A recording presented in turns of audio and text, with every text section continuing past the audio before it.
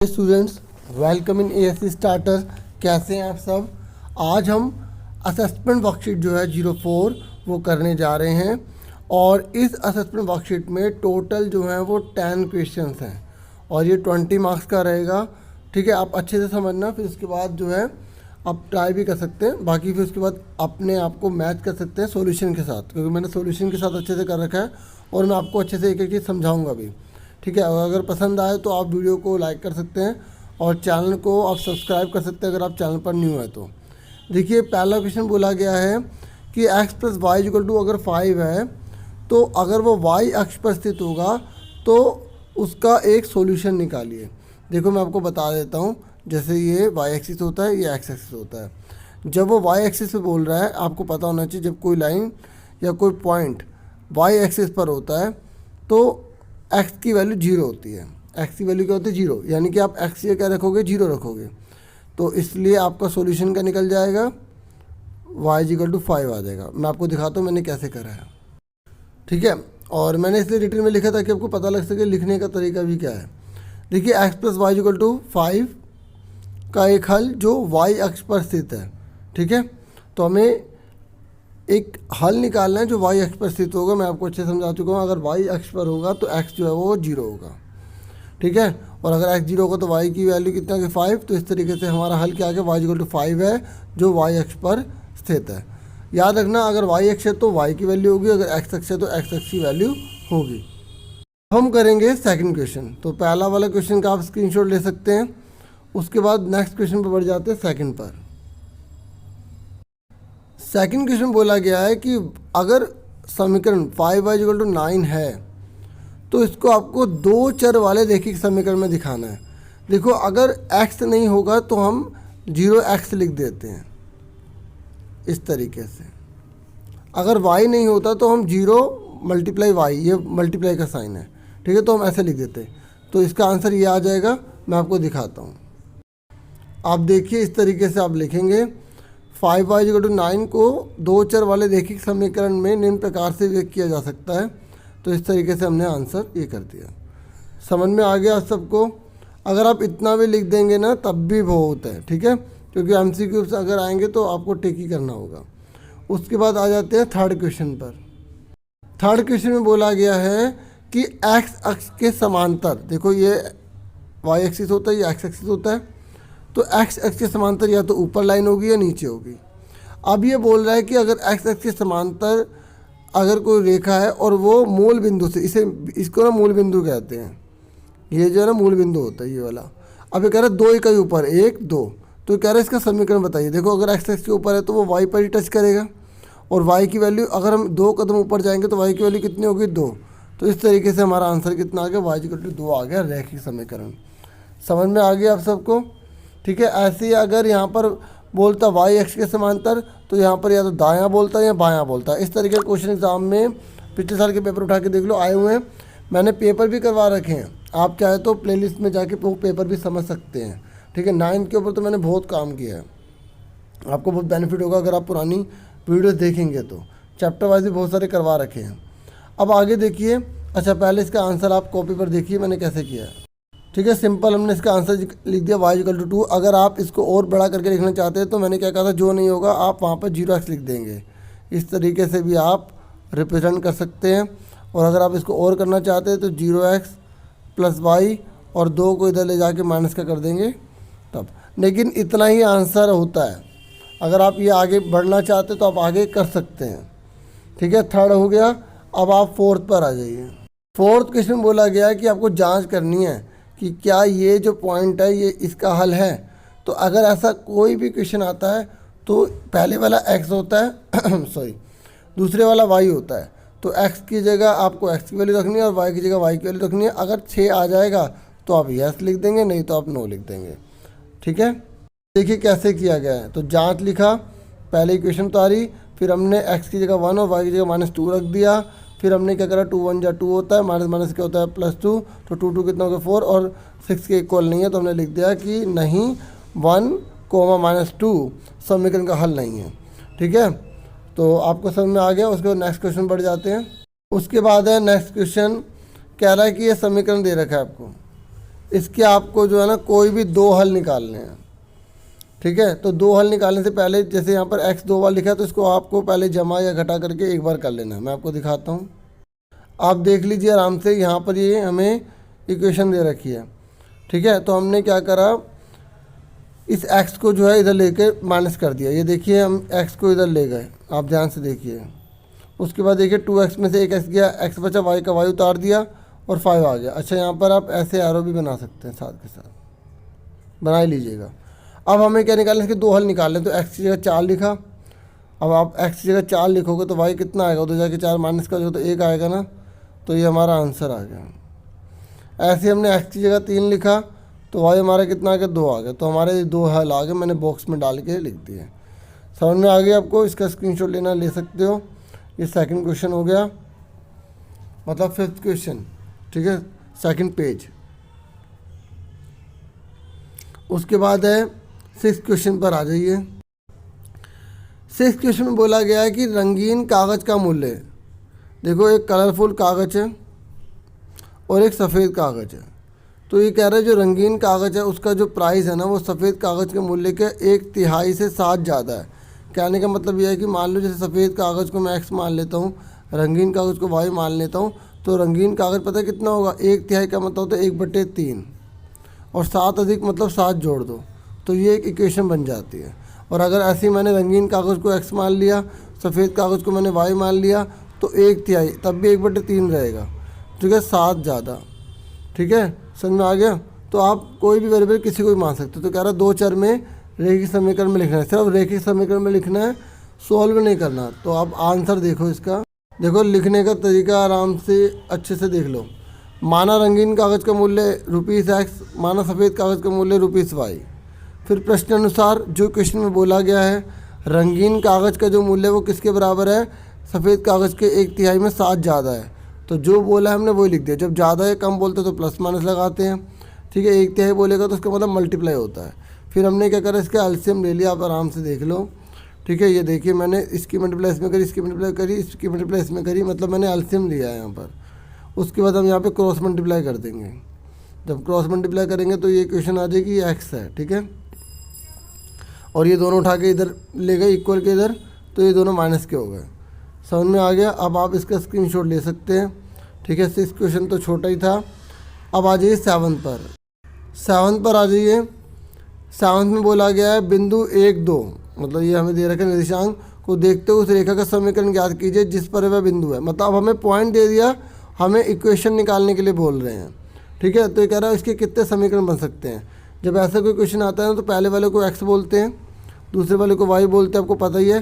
तो हमें समीकरण बनाना, तो इसको और इसको जोड़ दो, x + y बराबर कितना आ गया, 2 और 1 3 आ गया, बन गई इक्वेशन। एक ऐसे ही कह रहा है कि क्या केवल एक ही इक्वेशन बनेगी या बहुत सारी बन सकती है। देखो हम जैसे 1 और यहाँ पर x बराबर 1 है या y बराबर क्या है, 2 है, तो हम इन दोनों को घटा भी तो सकते हैं, x माइनस वाई, 1 में से 2 के माइनस का 1। ऐसे ही हम x बराबर जैसे यहाँ 1 दे रखा है तो इन दोनों में 2 की गुणा कर सकते हैं, ठीक है। तो ऐसे हम बहुत सारे समीकरण बना सकते हैं। अब देखो कैसे लिखा है, बिंदु 1, 2 का प्रयोग करते हुए निर्मित एक रेखा समीकरण x + y = 3 आ गया। x बराबर 1 है, y बराबर 2 है। उसने पूछा था कितने समीकरण बनेंगे, तो आप क्या बोलोगे, इसके अनेक समीकरण बनाए जा सकते हैं, ठीक है। जैसे फॉर एग्जांपल मैंने अभी आपको बताया x बराबर क्या है, 1 है, y बराबर कितना है, 2 है, तो आप इसको घटा दो, x - y बराबर 1 में से 2 के माइनस का 1 आ गया। ऐसे ही आपको और बनाना है तो पहले दोनों में 2 की मल्टीप्लाई कर दो, तो ये होगा 2x बराबर 2, y बराबर कितना दे रखा था, 2। अब इन दोनों को जोड़ दो तो 2x + y और 2 और 2 कितने हो गए, 4। तो बन गई ना एक और इक्वेशन। ऐसे दुनिया की हम करोड़ों जो है समीकरण बना सकते हैं। जैसे 2 और 2 की गुणा करने पर 2 और 4 की, 6 की, 100 की, 1 करोड़ की, मतलब जितना मर्जी बना सकते हैं। तो हम क्या लिखेंगे, इसमें अनेक समीकरण बनाए जा सकते हैं। अब आ जाइए 8th क्वेश्चन पर। 8th क्वेश्चन देखिए पहले। 8th क्वेश्चन क्या कह रहा है कि कक्षा 9th के रोहन और रमीता ने कक्षा की सफाई के लिए 25 रुपये जमा करने का निर्णय किया। दोनों ने ना 25 रुपये जमा किया ताकि क्लास की सफाई हो, क्योंकि सफाई अभियान चलाना भी ज़रूरी है। आसपास सफाई रहेगी तभी हम स्वस्थ रहेंगे। तो ये कह रहा है 2 चर वाले आपको रेखीय समीकरण बनाना है, फिर उसका आलेख भी बनाना है। तो ठीक है, अब 3 नंबर वाले क्वेश्चन है तो थोड़े बड़े ही होंगे, है ना। तो इसका आंसर आप देखिए। अच्छा, इससे पहले 8th क्वेश्चन जो है अभी मैंने नहीं करवाया, पहले आप 8th देख लीजिए। ठीक है, तो पहले 8th देखिए, उसके बाद हम 9th देखेंगे। 8th में बोला गया है कि समीकरण ये और समीकरण ये दे रखा है, इसको आपको इस वाली फॉर्म में लाना है। उसके बाद a + b - c का मान आपको निकालना है। ठीक है, तो 8th क्वेश्चन का आंसर देखिए। ठीक है, मैंने गलती से बोल दिया था 9th, तो अभी 8th हुआ नहीं था, तो पहले 8 देखिए। तो देखो, इसको अगर इस फॉर्म में लाना होता तो पहले जो है ना यहाँ पर x लगा, y लगा लेना। ठीक है, यहाँ y है, तो यहाँ पर जब भी हमें इस फॉर्म में लिखना होता है तो पहले x आता है, फिर y आता है, फिर उसके बाद c आता है, यानी कि अचर पद आता है। तो आपको क्या करना है, प्लस का 5y जाके माइनस का हो जाएगा, और 3x वैसा ही रहेगा, -4 वैसा ही रहेगा। ठीक है, समझ में आ गई आप सबको। ठीक है, उसके बाद देखो, इसने बोला a, b और c को पहले आपको मान निकालना पड़ेगा, तभी आप जो है इसको सॉल्व कर पाओगे। तो आप देखिए, यहाँ a कितना है 3, b कितना है -5, c कितना है -4, ये हमने लिख दिए। देखो, जो x है ना उसके साथ वाले को a बोलते हैं, जो y है उसके साथ वाले को b बोलेंगे, लेकिन वो बराबर के इधर होना चाहिए। तो आप यहाँ पे सेलेक्ट नहीं करेंगे, पहले आप इसकी इक्वेशन बनाएंगे, उसके बाद ही सॉल्व करेंगे। समझ में आ गई। अब ये हमें दे रखा था ना, इसमें पुट कर देंगे, a कितना है 3, b कितना है -5, c कितना है -4, तो यहाँ पर हमने पुट कर दिया। और यहाँ प्लस माइनस का आपको ध्यान में रखना पड़ेगा। ठीक है, देखो 3 लिखा, प्लस माइनस माइनस होता है, माइनस माइनस प्लस होता है, तो 4 और 3 कितने हो गए 7, और यहाँ 5 माइनस का, तो 7 में से 5 के 2 बचे। उम्मीद करता हूँ समझ में आ गया होगा, इसलिए आंसर ऐसे लिख रहा हूँ ताकि आप समझ भी जाओ और अच्छे से क्लियर हो जाए। ठीक है, अगर करवाऊँगा तो उसमें काफ़ी टाइम भी चला जाएगा। ठीक है, इसलिए मैंने खुद ही अच्छे से पहले लिख कर आपके लिए इस प्रकार की सुविधा की है, क्योंकि बहुत से बच्चे मुझे ऐसे ही कहते हैं। ठीक है, कि सर आप लिख दिया करो, उसके बाद समझा दिया करो, फिर हमें उतारने में प्रॉब्लम नहीं होती और करने में दिक्कत नहीं होती। ठीक है, बाकी आपकी क्या राय है आप कमेंट बॉक्स में बता सकते हैं। अगर आप चाहते हैं मैं साथ साथ करता रहूँ, समझाता रहूँ, वैसे तो वो भी मैं कर सकता हूँ। आप पुरानी वीडियो देखेंगे तो मैंने बोर्ड पर भी करा रखी है। अब उसके बाद जो है हमारा नेक्स्ट क्वेश्चन है 9th। तो पहले 9th क्वेश्चन देख लो। तो 9th क्वेश्चन बोला गया है कि कक्षा 9th के रोहन और रमिता ने कक्षा की सफाई के लिए 25 रुपये जमा किए और इसे 2 चर वाले रेखीय समीकरण में लिखना है। अभी हमने क्वेश्चन डिस्कस कर लिया था। तो देखो, ऐसा कोई भी क्वेश्चन आया 2 चर वाला बोले तो हमने मान लिया कि रोहन ने x रुपये जमा कराए हैं और रमिता ने y, क्योंकि दोनों ने मिलाकर 25 रुपये दिए। हो सकता है इसने 5 दिए, इसने 20 दिए हो सकता है इसने 10 दिए, इसने 15 दिए, लेकिन दोनों ने मिलाकर कितने दिए, 25 रुपये दिए। ठीक है, तो हम इसका समीकरण बनाएंगे।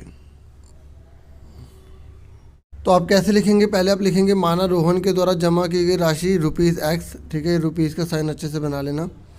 माना रमिता के द्वारा जमा की गई राशि ₹y। तो क्वेश्चन में क्या बोला गया था, तो प्रश्न अनुसार लिखा, दोनों को जोड़ के 25 रुपये बनते हैं। उसके इसने बोला आलेख बनाइए। तो पहले हमने x की जगह क्या रख लिया, 15 रख लिया। ठीक है, अब ये थोड़ी लिखेंगे 1 रुपया दे रहा है, 2 रुपये दे रहा है, तो मैंने मान लिया कि 15 रुपये दे रहा है वो, तो यहाँ 15 लिखा। तो 15 जाके क्या हो जाएगा, माइनस का, तो इस तरीके से हमारा कितना आ गया, 10 आ गया। उसके बाद हमने मान लिया कि उसने 20 रुपये दिए हैं। तो सिंपल सी बात है, अगर उसने 20 रुपये दिए होंगे तो वाई ने कितने दिए होंगे, 20 वाला जाके माइनस, तो उसने 5 रुपये दिए होंगे। सिंपल सी बात है, आप 2 जने हैं, आप दोनों ने मिलाकर 25 रुपये दिए। अगर एक ने 20 रुपये दिए, दूसरे ने 5 रुपये तो दिए होंगे, है ना।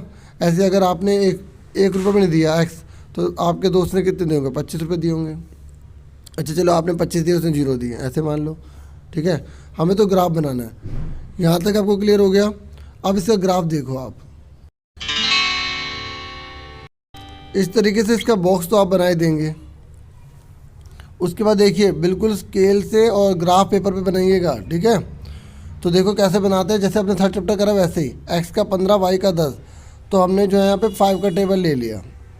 ठीक है, जो भी आप लोगे ना एक लाइन पर एक ही सारा टेबल लोगे। आप ये नहीं करोगे कि यहाँ पर आपने जो है पहले आपने 2 लिख लिया फिर 5 लिख लिया। आपको टेबल लिखना कोई सा भी। यहाँ पर आप अलग भी टेबल यूज़ कर सकते हो। एक लाइन पर पूरा एक सेम होना चाहिए। कोशिश करो कि ऊपर और नीचे हर जगह सेम रहे। ठीक है, अब x का 15, y का 10 कहाँ है, x का 15 ये रहा, y का 10 जो ये रहा, तो ये पॉइंट आ गया। मैंने यहाँ पर पॉइंट भी लिख दिए हैं। ऐसे x का 20, y का 5, एक्स का 20 वाई का 5 ये रहा, ठीक है, आप देख रहे होंगे आराम से। एक्स का 0 वाई का 25, और मैंने क्या कहा था जब दोनों में से कोई 0 आ जाता है तो जिसकी वैल्यू दे रखी है उसी पे पॉइंट डालते हैं, तो लाइन पर ही पॉइंट आएगा तो 25 आ गया। तो ये देखो सीधी लाइन बन गई।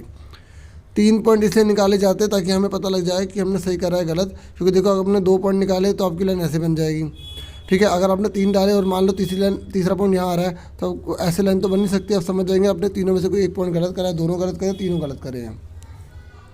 और जैसे 3 पॉइंट अगर आ जाते, तीनों एक लाइन बन रही है तो इसका मतलब हमने सही बनाया, ठीक है। तो आप आराम से इसको बनाना स्केल से ग्राफ पेपर पर। अब आ जाइए 10th क्वेश्चन पर। 10th क्वेश्चन बोला गया कि एक शहर में ऑटो रिक्शा का किराया पहले किलोमीटर के लिए 10 रुपये है। मतलब देखो आप ना ऑटो पर बैठ रहे हैं, ऑटो पर बैठ रहे हैं तो ऑटो वाले ने कहा मैडम जी या सर जी या भाई साहब या बहन जी जो भी बोलेगा वो, उसने बोला कि पहले किलोमीटर के तो 10 रुपये हैं, बाकी आप जितने भी किलोमीटर जाओगे उसके 4 रुपये हैं। अगर आप मुझे बताओ अगर आप 3 किलोमीटर जाते हो तो आप कितने रुपए दोगे? पहले किलोमीटर के 10 रुपये दोगे, और बाकी कितने किलोमीटर बचे? 3 - 1 किलोमीटर कम हो जाएगा ना, क्योंकि 1 किलोमीटर के तो पैसे आप ऑलरेडी दे चुके हो। तो मल्टीप्लाई कैसे कर दोगे आप? 4 से कर दोगे, यानी कि आप कितने रुपये दोगे? 10 रुपये प्लस 3 में से 1 गया 2, 2 चौके 8, 18 रुपये दोगे ना उसको, ठीक है। अगर 10 प्लस 2 गुणा में 4, तो इस तरीके से कितने रुपये दोगे? 18 रुपये दोगे। ऐसे यहाँ पर ना हमें ये पता ही नहीं कितने किलोमीटर गए हैं, और ये भी नहीं पता हमने कुल कितने रुपये दिए हैं, तो हमने इसको एक्स और वाई मान लेना है।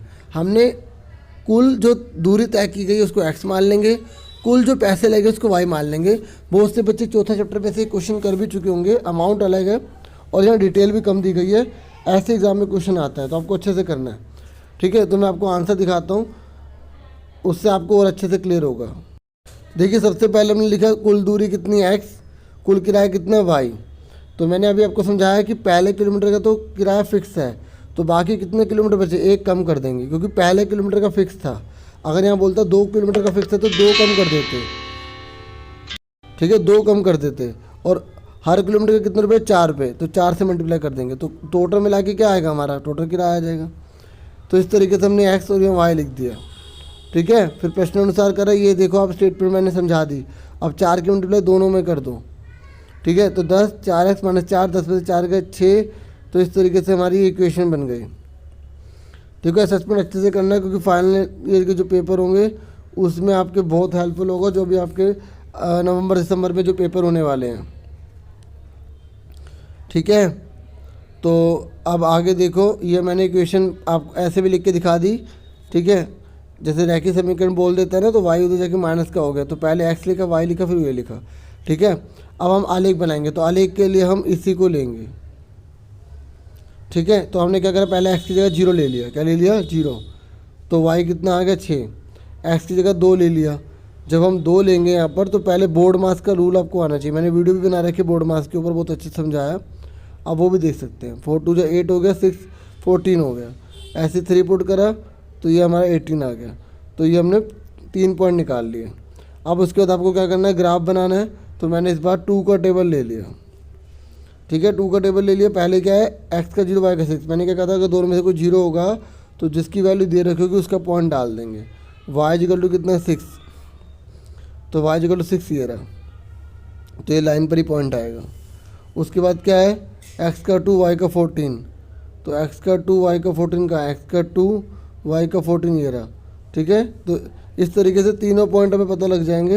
एक्स का 3 वाई का 18, तो वो भी दिखा देता हूँ। एक्स का 3 2 और 4 के बीच में होगा, और 18 सॉरी यहाँ होगा। तो इस तरीके से 3 पॉइंट हमें पता लग गया। देखो मैंने तीनों पॉइंट अच्छे से लिखे भी हैं। देखो ये रहा 1 2 3, तो तीनों को मिलाया लाइन बन गई, और ये हमारा आंसर आ गया। तो वर्कशीट भी कंप्लीट होगी। प्लीज़ चैनल को सब्सक्राइब जरूर करो, ठीक है।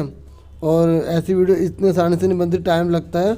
और आप कोऑपरेट प्लीज़ करो, अगर आपको, ठीक है, इसमें बेनिफिट मिल रहा है तो प्लीज़ करो, सपोर्ट करो, ठीक है। शेयर भी करो अगर हो सके तो वीडियो कंप्लीट हो गई है। उम्मीद करता हूँ आपको समझ में भी आ गया होगा, और फिर मिलेंगे एक नेक्स्ट वीडियो में, ठीक है। आप अपना पूरा ध्यान रखना। Thank you for watching and listening carefully. Take care yourself dear students.